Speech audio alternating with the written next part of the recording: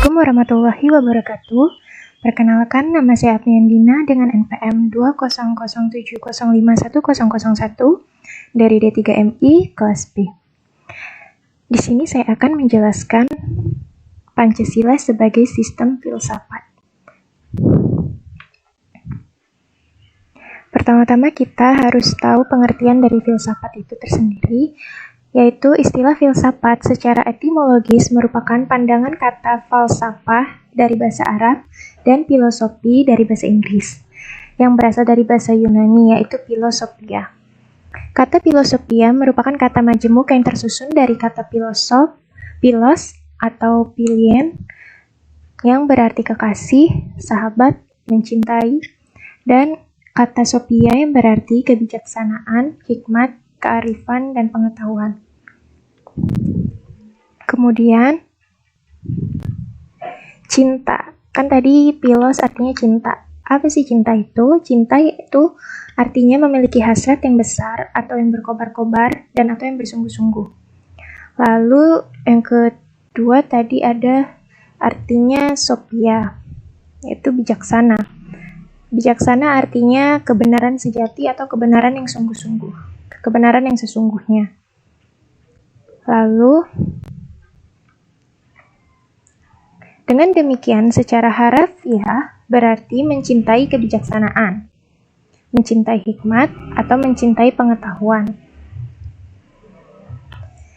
Cinta mempunyai pengertian yang luas, sedangkan kebijaksanaan mempunyai arti yang bermacam-macam, yang berbeda satu dengan lainnya. Istilah filosofos pertama kali digunakan oleh Pythagoras. Ketika Pythagoras ditanya, apakah engkau seorang bijaksana? Dengan rendah hati Pythagoras menjawab, saya hanyalah filosofos, yakni orang yang mencintai pengetahuan. Wow, luar biasa sekali dia. Lalu, adapun aliran-aliran filsafat, yaitu yang pertama berfilsafat rasionalisme, yaitu menggunakan akal. Terus yang kedua ada materialisme, yaitu dengan mengagungkan materi. Lalu yang ketiga ada berfilsafat individualisme, yaitu dengan individualitas. Dan yang keempat berfilsafat hedonisme, yaitu kesenangan. Lalu adapun manfaat mempelajari filsafat, yaitu yang pertama memperoleh kebenaran yang hakiki, melatih kemampuan berpikir logis, melatih berpikir dan bertindak bijaksana, melatih berpikir rasional dan komprehensif, lalu menyeimbangkan antara pertimbangan dan tindakan, sehingga diperoleh keselarasan hidup dan menghasilkan tindakan yang bijaksana. Selanjutnya, ada dua pengertian filsafat, yaitu yang pertama filsafat dalam arti proses dan filsafat dalam arti produk. Filsafat sebagai ilmu atau metode, dan filsafat sebagai pandangan hidup. Terus filsafat dalam arti teoritis, dan filsafat dalam arti praktis. Pancasila dapat digolongkan sebagai filsafat dalam arti produk, sebagai pandangan hidup, dan dalam arti praktis. Ini berarti filsafat Pancasila mempunyai fungsi dan peranan sebagai pedoman, yang pegangan dalam sikap, tingkah laku, dan perbuatan dalam kehidupan sehari-hari, bermasyarakat, berbangsa, dan bernegara bagi bangsa Indonesia. Lalu, ada pengertian filsafat Pancasila. Pengertian filsafat Pancasila. Pancasila sebagai filsafat mengandung pandangan, nilai, dan pemikiran yang dapat menjadi substansi dan isi pembentukan ideologi Pancasila. Filsafat Pancasila dapat didefinisikan secara ringkas sebagai refleksi kritis dan rasional tentang Pancasila sebagai dasar negara dan kenyataan budaya bangsa, dengan tujuan untuk mendapatkan pokok-pokok pengertiannya yang mendasar dan menyeluruh. Pancasila dikatakan sebagai filsafat karena Pancasila merupakan hasil perenungan jiwa yang mendalam yang dilakukan oleh the founding father kita yang dituangkan dalam suatu sistem Ruslan Abdul Ghani.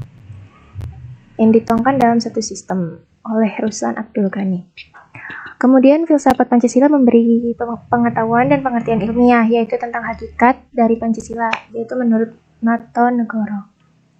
Selanjutnya, Pancasila sebagai suatu sistem filsafat. Pembahasan mengenai Pancasila sebagai sistem filsafat dapat dilakukan dengan cara deduktif dan induktif. Secara deduktif yaitu dengan mencari hakikat Pancasila serta menganalisis dan menyusunnya secara sistematis menjadi keutuhan pandangan yang komprehensif. Lalu cara induktif yaitu dengan mengamati gejala-gejala sosial budaya masyarakat, merefleksikannya dan menarik arti dan makna yang hakiki dari gejala-gejala itu. Lalu, Pancasila yang terdiri atas 5 sila pada hakikatnya merupakan sistem filsafat. Yang dimaksud sistem adalah yaitu suatu kesatuan bagian-bagian yang saling berhubungan, saling bekerja sama untuk menentukan tujuan tertentu dan secara keseluruhan merupakan satu kesatuan yang utuh. Sila-sila Pancasila merupakan sistem filsafat, pada hakikatnya merupakan suatu kesatuan organisasi. Artinya, antara sila-sila Pancasila itu saling berkaitan, saling berhubungan, bahkan saling mengkualifikasi. Pemikiran dasar yang terkandung dalam Pancasila yaitu pemikiran tentang manusia yang berhubungan dengan Tuhan, dengan diri sendiri, dengan sesama, dengan masyarakat bangsa yang nilai-nilai itu dimiliki oleh bangsa Indonesia. Lalu, dengan demikian, Pancasila sebagai sistem filsafat memiliki ciri khas yang berbeda dengan sistem filsafat lainnya, seperti materialisme, idealisme, rasionalisme, liberalisme, komunisme, dan lain sebagainya. Ciri sistem filsafat Pancasila antara lain yaitu yang pertama, sila-sila Pancasila merupakan satu kesatuan sistem yang bulat dan utuh. Dengan kata lain, apabila tidak bulat dan utuh, maka satu sila dengan sila lainnya terpisah, maka itu bukan Pancasila. Kemudian yang kedua, yaitu susunan Pancasila dengan suatu sistem yang bulat dan utuh, itu dapat digambarkan sebagai berikut. Inti sila-sila Pancasila meliputi satu, yaitu Tuhan, yaitu sebagai kuasa prima. Yang kedua, yaitu manusia, makhluk individu dan makhluk sosial. Terus satu, yaitu kesatuan memiliki kepribadian sendiri. Kemudian ada rakyat, yaitu unsur mutlak negara, harus bekerja sama dan bergotong royong. Lalu yang terakhir yaitu adil, yaitu memberi keadilan kepada diri sendiri dan orang lain yang menjadi haknya.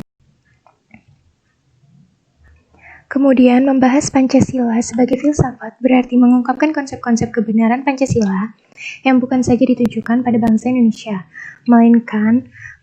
melainkan juga manusia pada umumnya. Wawasan filsafat meliputi bidang atau aspek penyelidikan ontologis, epistemologis, dan aksiologis. Ketiga bidang tersebut dapat dianggap mencangkup kesemestaan. Di sini kita akan menjelaskan ketiga bidang tersebut, yaitu yang pertama, ontologis. Ontologis menurut Aristoteles adalah ilmu yang menyelidiki hakikat suatu atau tentang ada keberadaan atau eksistensi yang disamaartikan dengan metafisika. Yang kedua itu epistemologis, yaitu cabang filsafat yang menyelidiki asal, syarat, susunan, metode, dan validitas pengetahuan. Kemudian yang terakhir yaitu aksiologis. Istilah aksiologis berasal dari kata Yunani yaitu axios, yang artinya nilai, manfaat, dan logos yang berarti pikiran, ilmu, atau teori. Sekian dari saya akhiri. Wassalamualaikum warahmatullahi wabarakatuh. Terima kasih.